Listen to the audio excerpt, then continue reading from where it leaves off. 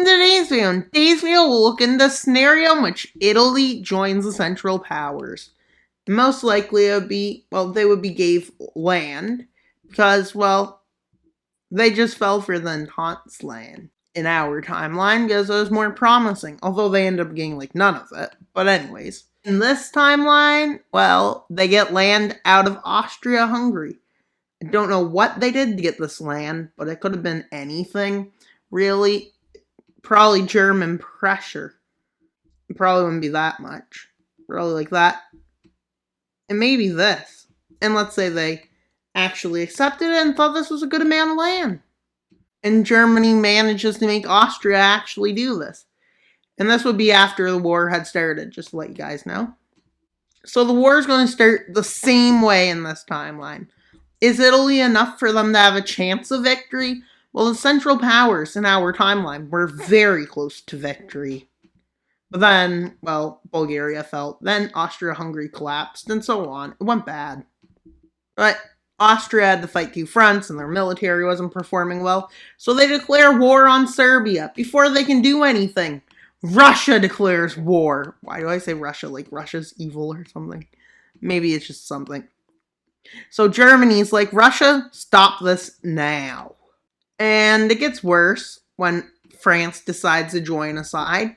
So Germany quickly gets Italy to their side because they know what they're doing will bring Britain into the war. So they ask Italy for their assistance. And in the first part of this war, as our timeline went, it'll go pretty similar.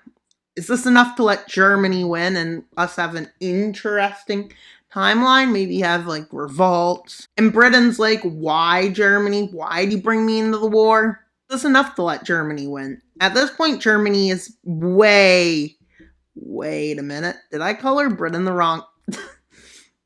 Of course I did. Literally. I just colored Britain the wrong color. No, it did not change that drastically. And Italy probably has a better chance because, Germany locked it into a stalemate in our timeline. But if France is worried about Italy in the southern front, that's a bit of a problem. They can't put all their troops there. As our timeline went, Germany goes into Belgium. Maybe a little more successful, they capitulate the country almost. Or they reach the coast. And they do in this scenario. They also took the capital, and they marched towards Paris. Although unsuccessful, this is much better than an hour timeline for the Germans. But as this was happening, this is what Austria was doing.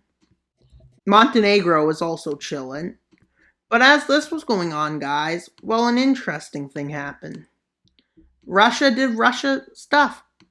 As they made an offensive into Germany. This is an hour timeline, I believe. Something similar. And Austria. Russia takes a big chunk out of Austria. Because Russia was strong, but it's just manpower. So then the Germans at this point are probably sending troops over, but they managed to kick them out of northern Prussia. And then they move in to help Austria kick the Russians out. And then an invasion of Russia happens, although Germany's the only one with real success.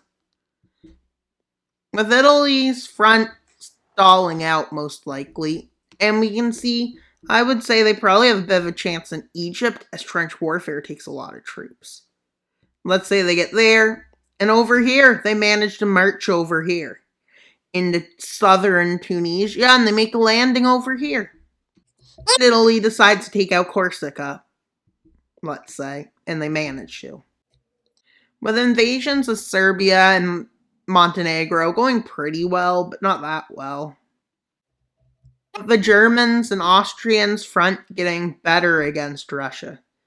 At this point, it's just really a stalemate in the east.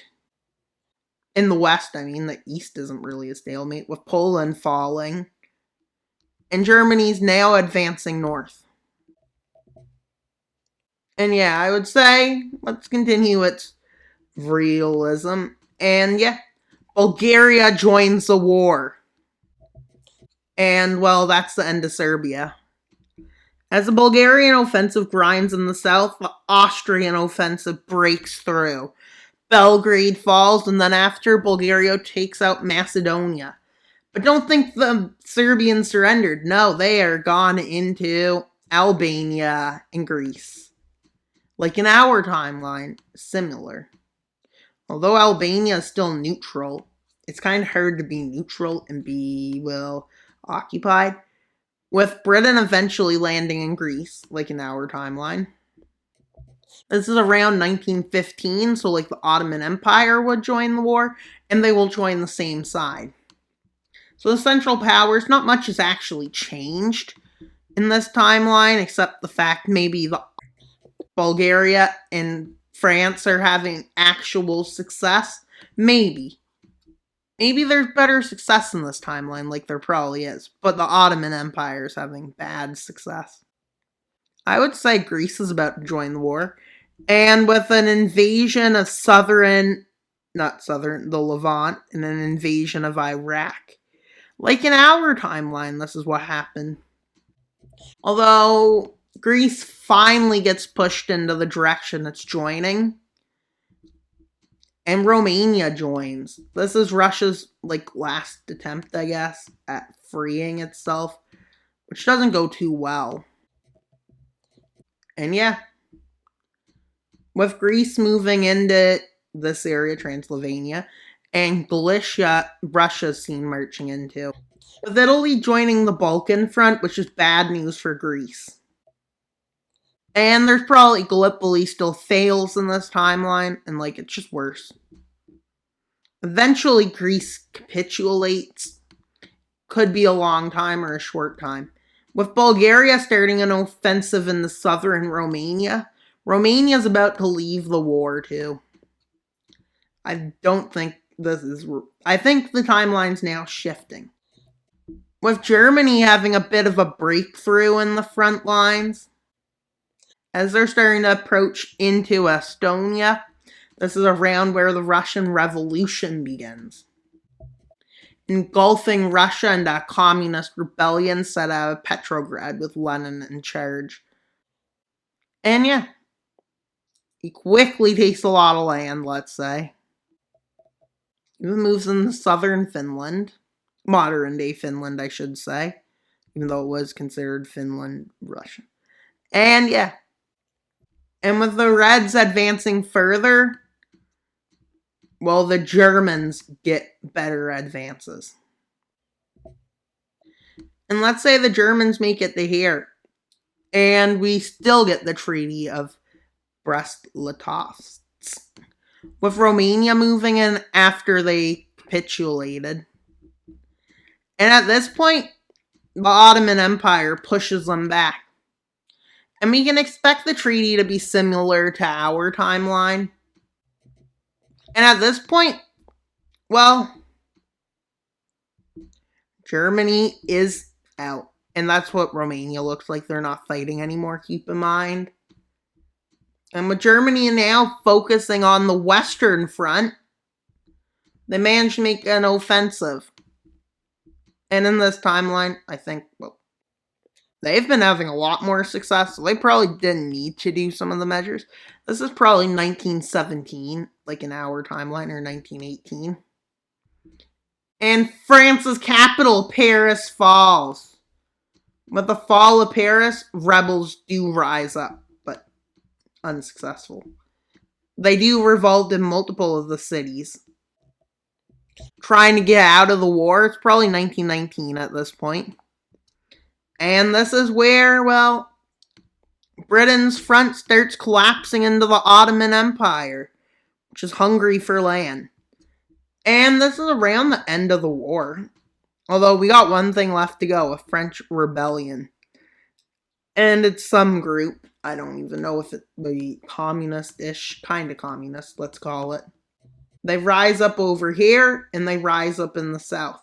With quite a bit of success. They managed to do that. But Germany doesn't like this. So France ends up pushing them back. Now let's see how the treaty went. We have a few treaties. The Treaty of Brest-Litovsk. To go over the Treaty of whatever it be called. I guess maybe Munich they would call the treaty for Britain and France. And that's pretty much all for today's video. But then we'll look at the treaty, and then, well, I probably won't go into the future. If you want another episode, I can go deeper into the future, and I will. So comment if you want to see that.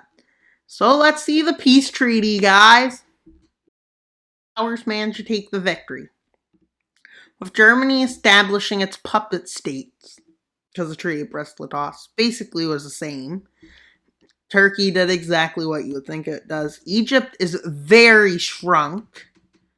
Bulgaria is massive, but I don't know if they can actually hold that. Germany is massive. France is smaller. Egypt is like but they didn't have a total victory, I guess. It's kind of like, yeah. Austria made a puppet of Serbia, Montenegro.